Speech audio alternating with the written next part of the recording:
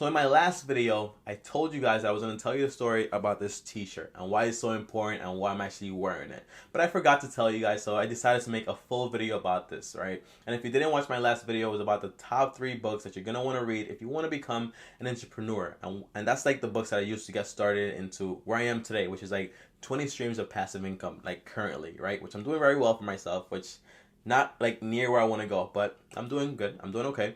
But guys, this t-shirt right here means a lot to me, and this is the story to this t-shirt. I remember being in high school and having no clear vision of where I wanted to go in my life, right? I just know I wanted to go to college because that's just what people did, and that's what we were being pushed to do in high school. And I remember my counselor Ruiz, he had an entire trip set up for us, right, to visit some colleges and see how we like it and see the energy to kind of motivate us to kind of go to college, you know what I mean?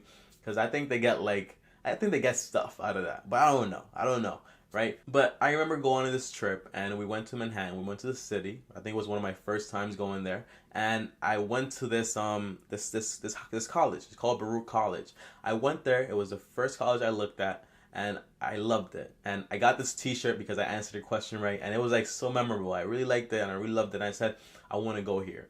And I told my counselor that, and he told me, yo, it's a really hard college to get into. He was always a straight up dude, you know? He was like, yo, it's hard, you gotta work hard. And you gotta get a high score in your ACTs, right? Because back then, everything was based on that SAT exam. And I think it still is. It's been like 2 years. I'm pretty sure it hasn't changed for the past 20. But I said, okay. But I didn't really prepare for anything. And I was like top 5, top 3 in the school. I had like really good grades, but I was not good at taking like tests, right? Because if it was a test outside of class, I would get like really like hectic about it because I could like get straight A's, straight hundreds in class because I knew what the exam was exactly about because we just did it recently, right? And I was never like much of a studier, so I didn't like studying for like exams or anything like that. So conclusion, I did not do well in my SATs. I did like horrible. Don't even remember the score, but I think it was like in the thousands, and it was awful. Trust me, but I applied to Baruch, I applied to Lehman, I applied to a whole bunch of colleges, and they all rejected me. And it sucked. I was like, wow, I felt like a loser, you know, but yet I'm doing very good in class, right? And before even that, right, before that even happened, the rejection, I remember there was this other college that came in, right, came into the school to like do like a sales pitch, you know, and telling us like, hey, you guys can come to my college. It's a private college. It's actually very good, blah, blah, blah. And it was the College of Westchester. And I owe this college a lot, you know, and when I was very naive and stuff like that, I was like, oh my gosh, I hate this school, blah, blah, blah. But now I'm very grown up, you know, and I don't see it like that anymore. Really owe this college a lot. And when they came in and it was a private school, and I said, no, I'm not going to need that. I'm going to get into these schools. Behold, like, after the semester, I got all the rejections, like, sent to my house. And I was like, wow, wow, wow. So I had no options except this private school that was $25,000 a year. Now, I emailed them and told them, hey, I want to go. I can't afford it. And they said, all right, if you can't afford it, we're going to help you with a scholarship, right? They gave me a scholarship for, I think it was like $20,000 to $25,000 plus financial aid helped me. And I just had to take a fraction of the remainder for my loans, personal loans, which actually helped me build credit. And and I had this entire idea. I said to myself, I'm going to go to this school. I'm going to stay there. I'm going to make the entire picture. I'm going to stay there. I'm going to finish. But once I get my grades up, I'm just going to apply to Baruch, and hopefully I can get in. And this is my entire plan. And behold, like 2 semesters in, I had a perfect GPA, 4.0 and 4.0, and I met this girl, which is my current girlfriend now. And I applied to the school anyways. You know, I think it was before I met her, I applied to the school. When I get the acceptance letter to either say if I got rejected or I got accepted, it says, oh, you've been accepted. And when I go over there to meet up with them, I'm on the train, and I made a vlog about this a long time ago. Wow, I can't believe it was like 3 years ago. And I said to myself, Tommy, is what you want to go to college, is what you want to be an employee, is what you want to be an accountant, because that's a degree I was pursuing then. And the reason I picked that degree was because someone else told me like it makes a lot of money, so just do it. And I said, okay, why not? And I was on the train, I was sitting there, and it was like a 45-minute train ride, and I was telling myself, wow, I don't know if that's what I want. I'm pretty sure it's not. I like making my own businesses. I like doing my YouTube channel. I like trying to build up more streams of income. Like, that's my thing. I like negotiating. I like money a lot, and I like my girlfriend, and I wouldn't want to leave her either.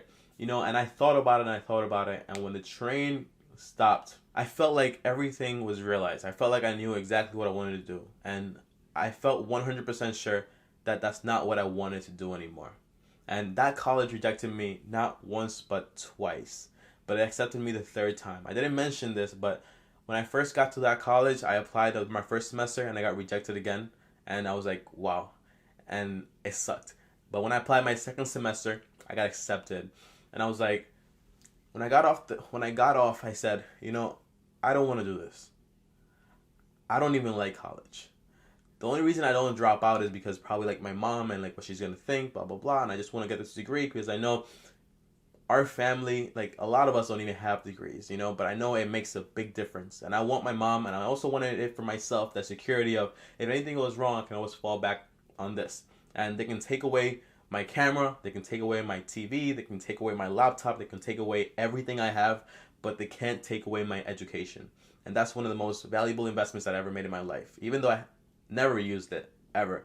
But I learned a lot from it.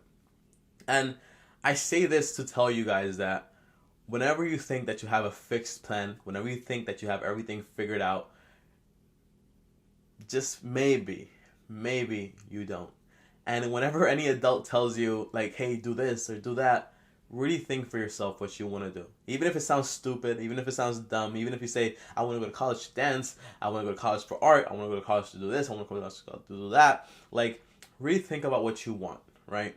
And if I wanted to do business, if I wanted to work for someone, like, my decision would have been 100%, 1000%, I'm going to go to Baruch, one of the best colleges in the world, in New York City, actually, to do, like, business, you know? I would have gone there. Girlfriend or no girlfriend, I'm pretty sure we would have figured it out, you know? But it's not where I wanted to go, and it's not the path that I wanted for myself, so I decided not to.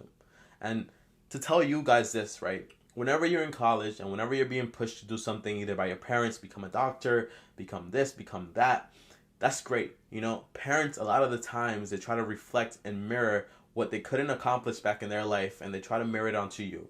And they don't do it in a bad way, they do it in a good way. Because they might not want you to go through what they went through, so they want to secure your future. But the world that they grew up in is a completely different world now.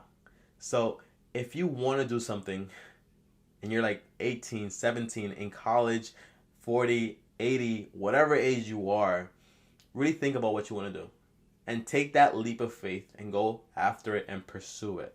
Because once you pursue it, once you go out there and you try to achieve it, guess what? If you fail, and if you actually figure out, like, hey, I don't really want to do this. Because a lot of times you want to do things just because someone tells you that you can't do it. And that's what happened to me when I was first doing vlogging. And I was doing all that walking around nonsense. And I was like, oh my gosh, sneakers this, sneakers that. Like, I didn't want to do that, but I kept doing it because people told me that's how you get famous on YouTube. That's how you get what you want on YouTube. And I told myself now, like, that's not what I want. You know, it'll come as a result of my hard work. That's great.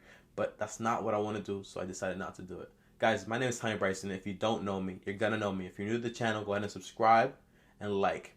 And let me know, what's that one thing you want to do? What's that one thing you want to accomplish? What's that one thing that you wanted to take a leap of faith to achieve, but you never did? And if you're in a job, if you have a job, if you have a kid, if you have a child, if you're a lonely mother, if you're like a soul mother, what's it called? Like, if you're a single mother, listen, there's no excuse in the world. Whatever job you have, you're always going to have 6 hours, maybe 5 hours free.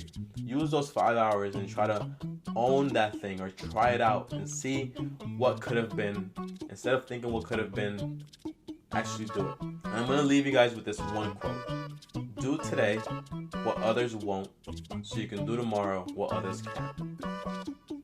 I'm just going to let you think about that. I'll see you guys next time. Peace. You've got to start at the bottom.